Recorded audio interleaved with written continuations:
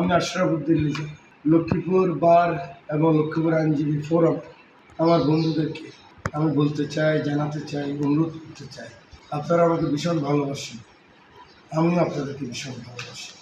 আপনারা জানেন রামগতি কুমলনগর আমার নেতাকর্মীরা আমার সন্তানের মতো, আমার ভাইয়ের মতো।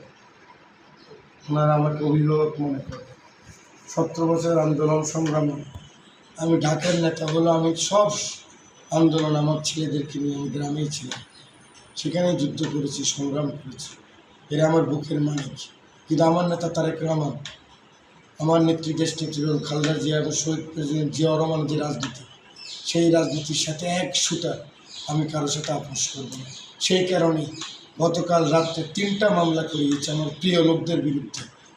আশা করি লক্ষ্মীপুর বারের সম্মানিত আইনজীবী ভাইয়েরা আপনারা এই মামলা নেবেন না।